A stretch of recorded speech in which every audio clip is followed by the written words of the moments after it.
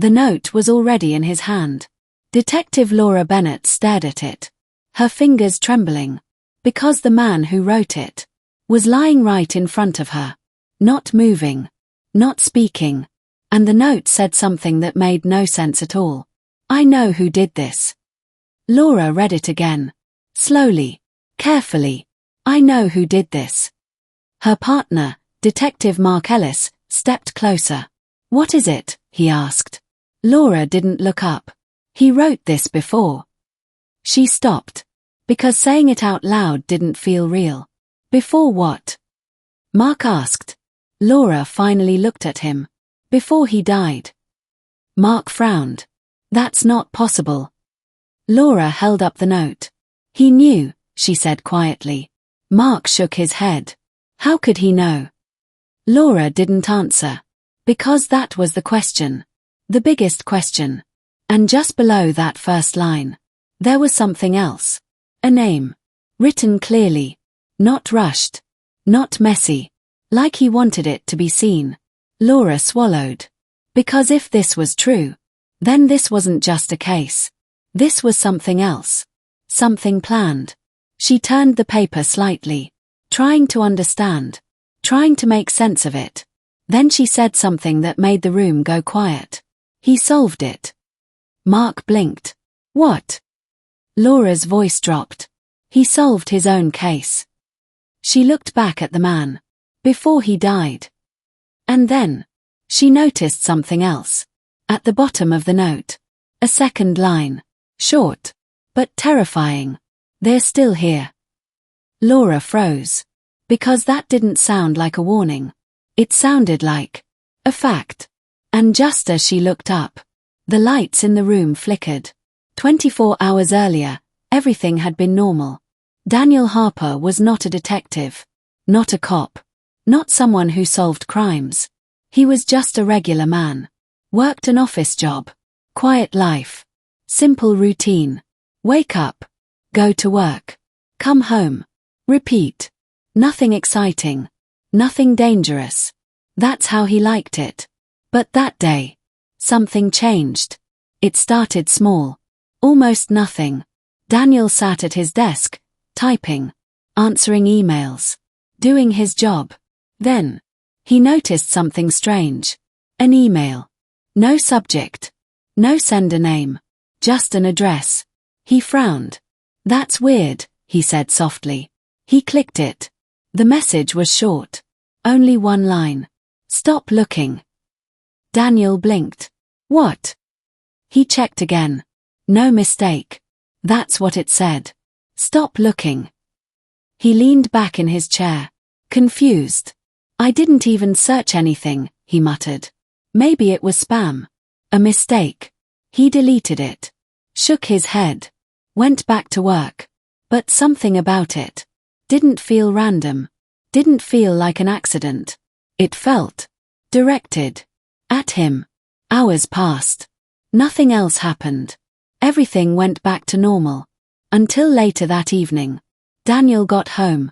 Dropped his keys on the table. Turned on the lights. Everything looked the same. Just like always. But again, that feeling came back. Something wasn't right. He walked into the kitchen.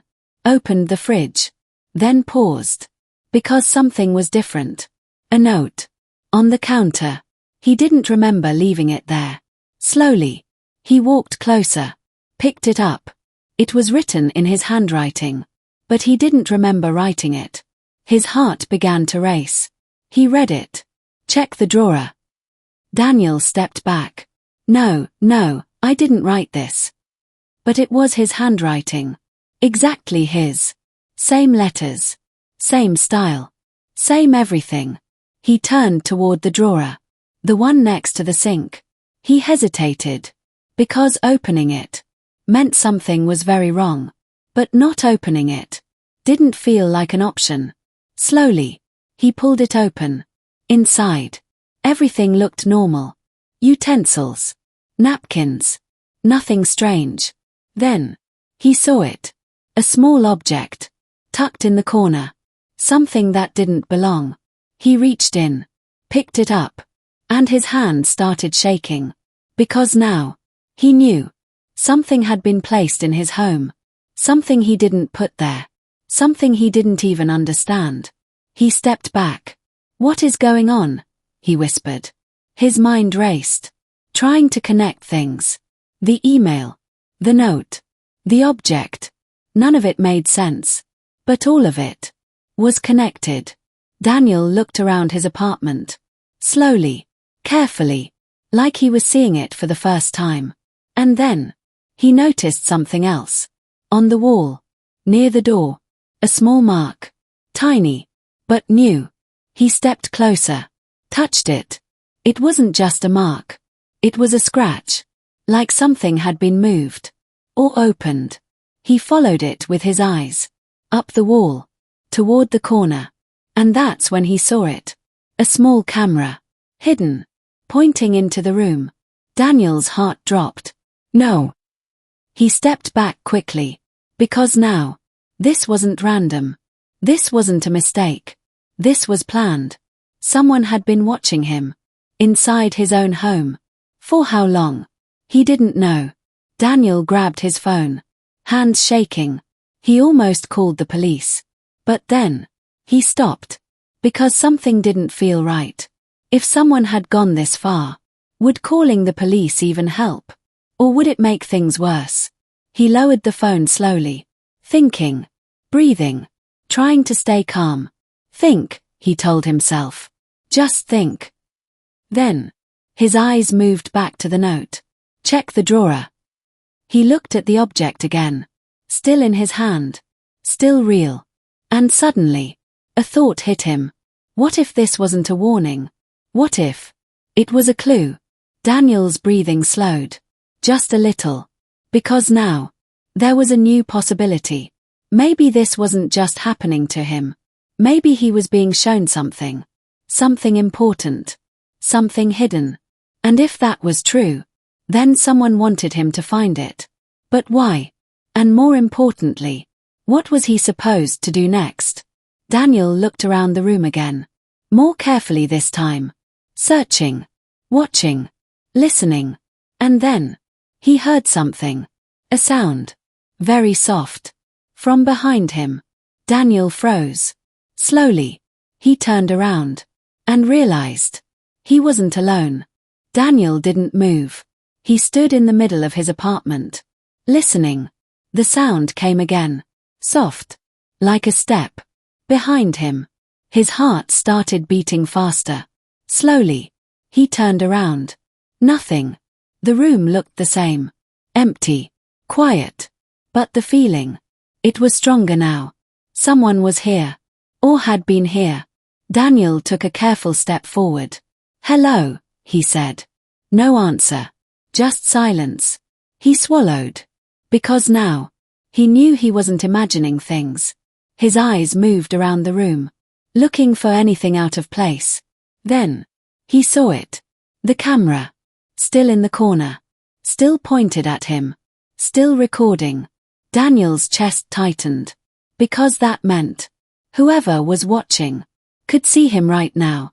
He looked straight at it. "Who are you?" he asked. No response. But somehow, it felt like someone was listening. Daniel stepped closer to the wall. Reaching up slowly, he grabbed the camera. Pulled it down. It came off easier than he expected. Like it had been placed quickly. Not professionally. He turned it in his hand. Examining it. No brand. No label. Nothing. Just a small device. And then, a tiny light blinked. Daniel froze. Because that meant, it was still active. Still connected to something. "Someone's watching this," he whispered. He looked around again. This time, more carefully, more focused. Because now, he wasn't just scared. He was thinking. The note. The email. The object. The camera. They weren't random. They were steps. Leading him somewhere. Showing him something. Daniel took a deep breath. Okay, he said quietly. "If this is a clue, then what am I missing?" He walked back to the kitchen. Placed the camera on the counter. Next to the note. next to the object. All of it. Together. He stared at them, trying to connect the pieces. Then, he noticed something. The object from the drawer. It had a small marking. Very small. He hadn't seen it before. He picked it up again. Looked closer. It was a number. Written faintly. Almost hidden.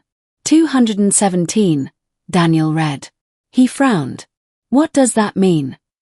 He looked around. Thinking. Then, his eyes moved toward the hallway. Apartment numbers. Rooms. Doors. 217, he said again.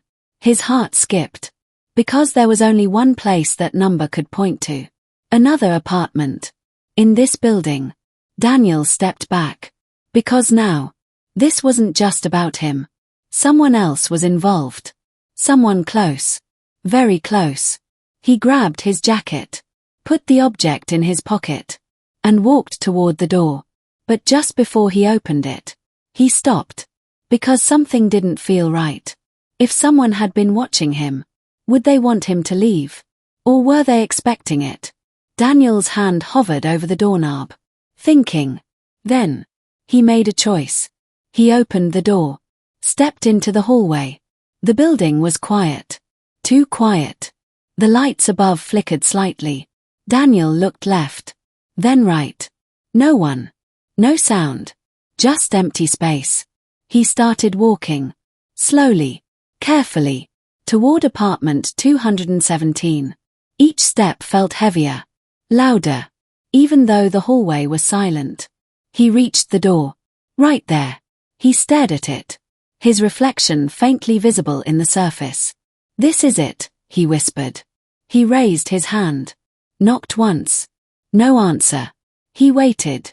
Knocked again. Still nothing. Daniel looked down. The door handle. Then back up. His heart pounded. Do I open it? He asked himself. He hesitated.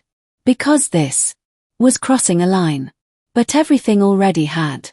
Slowly, he turned the handle. It clicked. Unlocked. Daniel pushed the door open. Just a little. Dark inside. No lights. No movement. He stepped in. Hello, he called softly. No response. He moved forward.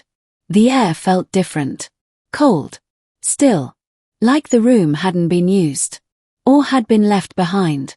Then, he saw something on the table. A piece of paper. Just sitting there. Like it was waiting. Daniel walked closer. Picked it up.